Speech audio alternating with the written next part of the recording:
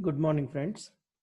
Now, I would like to invite you to the seventh lecture series of non banking financial companies. In this lecture series, we will discuss about the advantages and disadvantages of leasing. Advantages and disadvantages of leasing. In our previous class, we have already seen the various types of leasing, especially the finance lease and operating lease and the differences between the two. Now it is the last point to be discussed relating to leasing is concerned. So in leasing, the advantages and disadvantages are there for both lessor and lessee. Advantages are there for the lessor also, advantages of the there for lessee also with this lease contract, and as compared to disadvantages also, there are most of the disadvantages for lessee also and lessor also. Let us see one by one what these advantages and disadvantages are.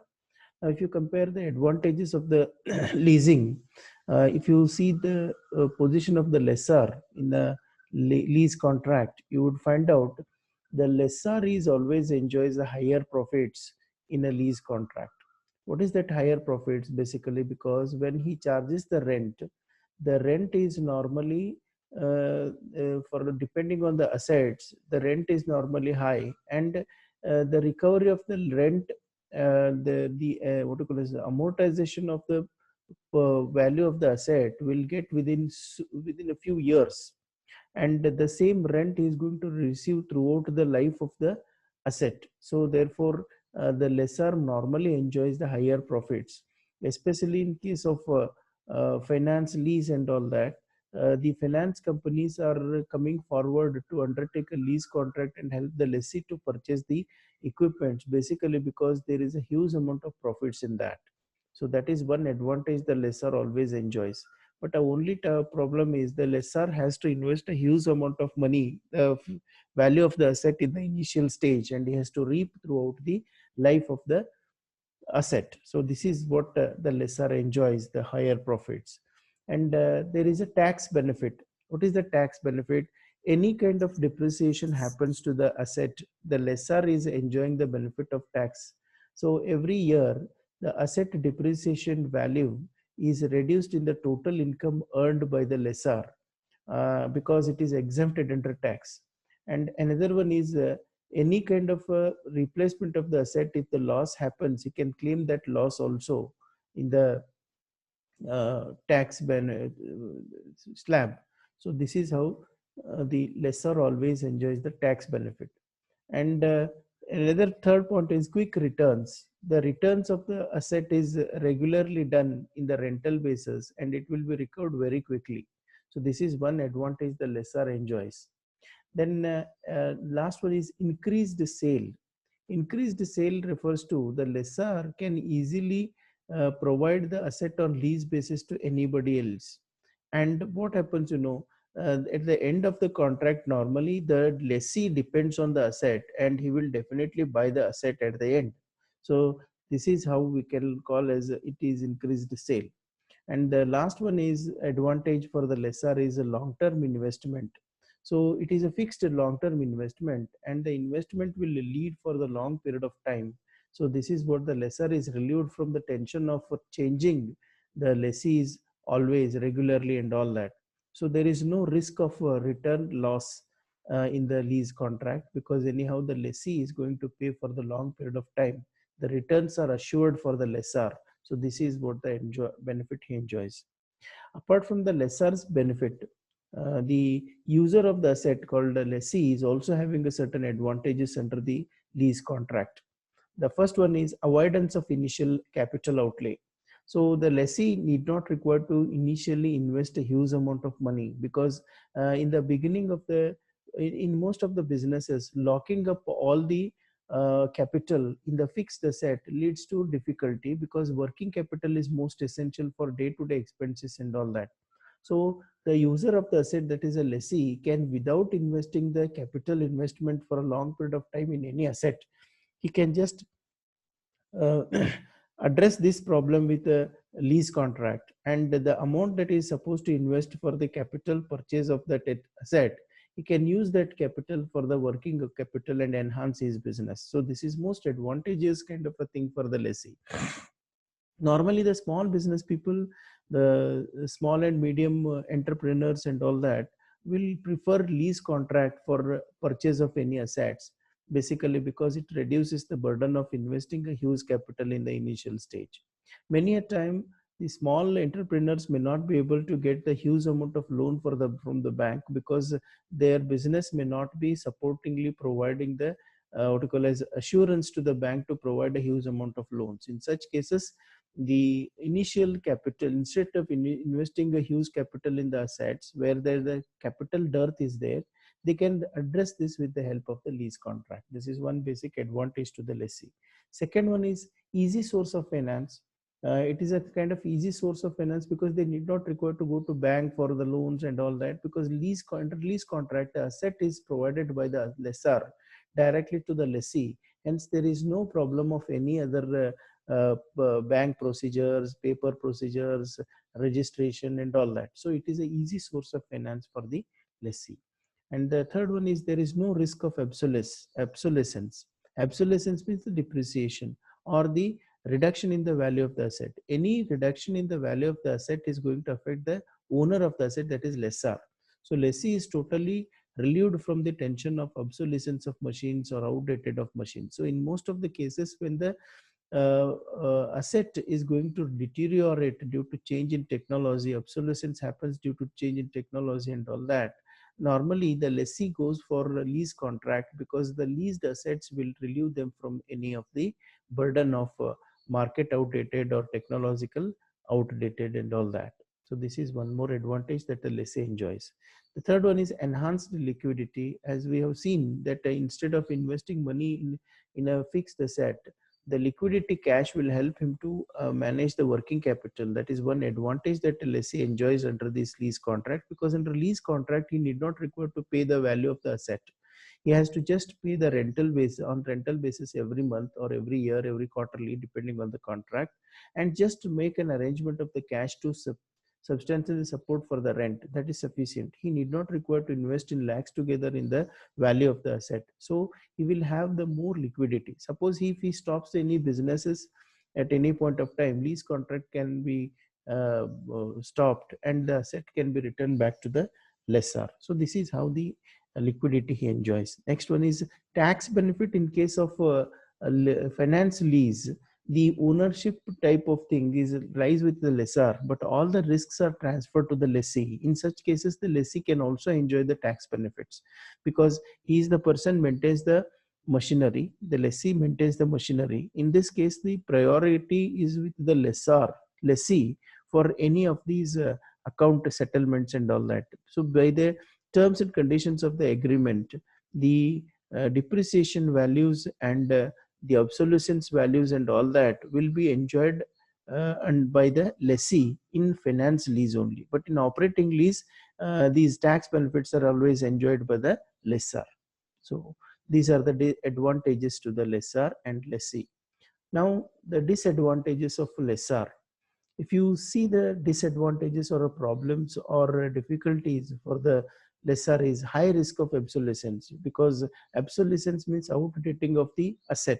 If the lessor invests huge money in any of the assets, if the assets value goes down, say for example, if you are talking about any of the technological products like CNC machines, if the CNC machine get outdated within a short period of time, any new machine comes into picture, so there is a difficulty for the lessor to continue with the asset because that asset becomes outdated. Many a time in case of uh, a huge kind of investments, by for example, the Kodak company has produced a lot of machines and given it on lease basis to most of the photographers.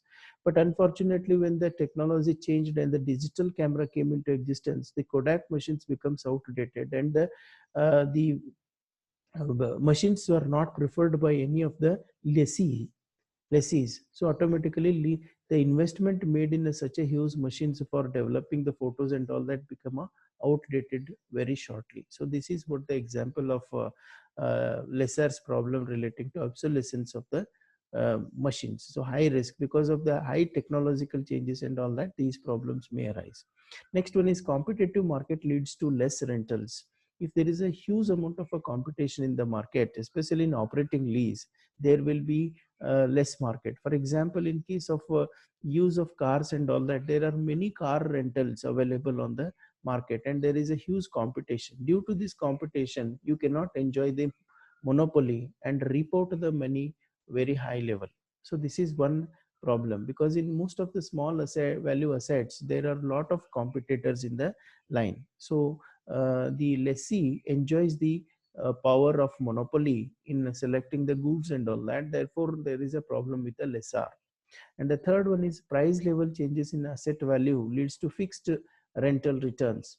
Another one is suppose there is a price level changes. Suppose if the asset value increases, if the asset becomes more famous also, more demanding also, you cannot earn more once the contract of lease is entertained, because the fixed amount of rentals you will get, even if the asset value is very high and it is able to provide you good returns on the investments. Because of the lease contract, he is deprived of that, because lease contract is mainly for long term, maybe for 5 years or 10 years. So till 5 years or 10 years, even if the asset value changes, asset value increases, he cannot report that asset value, because neither he can sell the asset nor he can increase the rentals, because the contract is already made.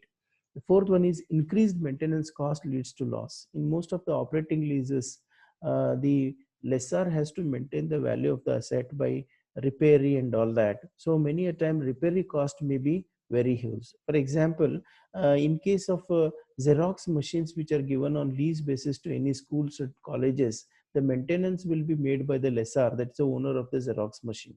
But the Xerox machine, when it becomes outdated, the old parts may be available at a very high cost, and maintenance of the old machines in the schools by the lessor becomes very difficult, because repair cost will be there, and frequently there will be repair of the machine, and he cannot avoid the repair also, because already the lease contract is made and he has promised of providing the maintenance of the assets. So this is how the problem arises with the lessor. Increased maintenance cost leads to loss, so he has to sacrifice the profit for the purpose of providing the services to the lessor as per the agreement.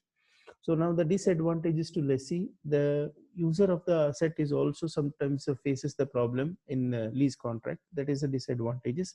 The higher cost, many a time buying an asset becomes sometimes easier than going for the lease, because suppose for example the rental charged for the 10 years of an asset will be higher, much more higher than the value of the asset.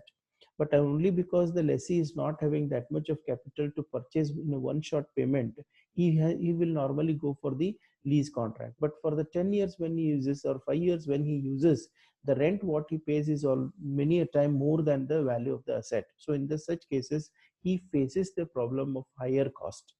He feels that purchase of asset would have been more better than going for a lease. But unfortunately, because of lack of capital, such kind of arrangements have to be accepted by the lessee. So this is one of the disadvantages.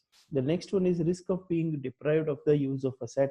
Sometimes what happens, the risk of being deprived of using the asset means, in case of operating lease, the lessee wants that equipment to be used or building to be used, but unfortunately the lessor will end a contract and changes the lessee and shift that asset to somebody else for using. In such cases, being not owner of the asset, lessee will lose the power of using that asset. So that is a depriving or a problem relating to continuous use of the asset, because that in case of operating lease, the asset may leave the hands of the lessee at any point of time when there is no such kind of long agreements are taken into account.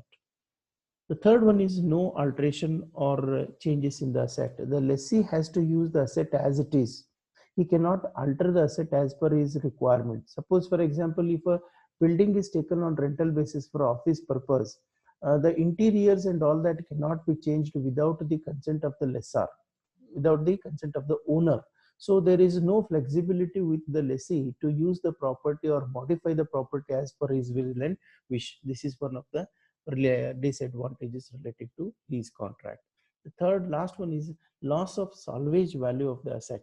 If you see the salvage value of the asset, it normally taken away by the lessor. Whenever the salvage value means at the end of the asset life, the asset will be sold in the market and salvage is recovered. Salvage is uh, the uh, the last recovery of the asset when it becomes obsolete. So in such cases, when the salvage value is generated, the owner of the salvage value is always be a lessor, not the lessee, in most of the lease contract, especially in operating leases. So therefore, the salvage value will not become a revenue for the lessee, even if he has made all that efforts to maintain the assets in a good condition. So these are the disadvantages for the lessee. So with this, we will end this lease discussions, and we will see the hire purchase in next class. So after the discussion, we will see some problems also relating to lease and hire purchase. So I thank the students and wish all the best a good day. Please kindly prepare well for the examination.